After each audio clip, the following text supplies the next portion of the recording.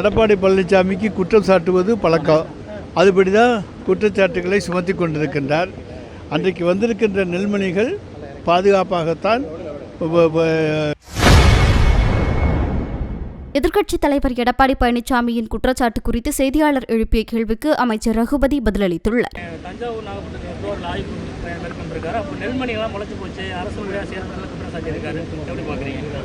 வழக்கம் போல எடப்பாடி பழனிசாமிக்கு குற்றம் சாட்டுவது பழக்கம். அதுபடி தான் குற்றச்சாட்டுகளை சுமத்தி கொண்டிருக்கின்றார். அன்றைக்கு வந்திருக்கின்ற நெல்மணிகள் பாதுகாப்பாகத்தான் தார்பாய் போட்டு மூடப்பட்டு வைத்திருக்கிறது. எந்த பாதிப்பு ஏற்பட்டாலும் அதற்கு அரசு பொறுப்பேற்றுக் கொள்ளும் என்று எங்களுடைய உணவுத்துறை அமைச்சர் சொல்லியிருக்கிறார். எனவே விவசாயிகளுக்கு எந்த பாதிப்பும் ஏற்படாது. எடப்பாடி எதை அரசியலாக்கினாலும் அதை பற்றி எங்களுக்கு கவலையே கிடையாது. அவரை மக்கள் அதை பற்றி கவலைப்பட மாட்டாங்க.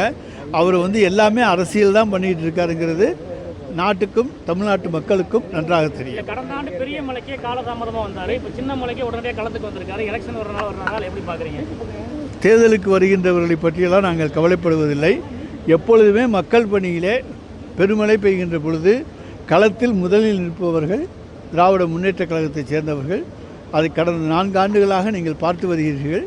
இரவு பகல் பாராமல் பாதிக்கப்பட்ட பகுதிகளுக்கு சென்று அங்கே இருக்கக்கூடிய மக்களுக்கு தேவையான நிவாரண உதவிகளை செய்ய வேண்டும் என்று எங்களுடைய மாண்புமிகு தமிழ்நாடு முதலமைச்சர் அவர்களும் எங்களுடைய துணை முதலமைச்சர் அவர்களும் உத்தரவிட்டிருக்கிறார்கள். சார், அதாவது வடகிழக்கு பருவமழை எதிர்நோக்கித்தான் நாம் காத்திருக்கிறோம். நல்ல முறையில் பெய்ய வேண்டும், நல்ல அளவு பெய்ய வேண்டும், விட்டு விட்டு பெய்ய வேண்டும். அப்புறம் தான் அந்த தண்ணி தேங்கி நமக்கு போதுமான அளவு இருக்கும். இல்லை என்று சொன்னால் அது பூரா கடலுக்கு போயிடும். எனவே கடலுக்கு போகாமல் மக்கள் பாதிக்கப்படாமல் வடகிழக்கு பருவமழை இந்த ஆண்டு நல்ல முறையில் பெய்யும் என்கின்ற நம்பிக்கையோடு நாங்கள் இருக்கிறோம். நாங்கள் எங்களை பொறுத்தவரைக்கும் தூர்வாரும் முறையை ஒழுங்காக மேற்கொண்டிருக்கின்றோம். இந்த அடப்பங்குளத்தை பார்க்குறீங்க, 5 கோடி ரூபாயில் அதிமுக ஆட்சியில். செய்திகளை உள்ளது உள்ளபடி தெரிந்து கொள்ள ரெஃப்ளெக்ட் நியூஸை சப்ஸ்கிரைப் பண்ணுங்க.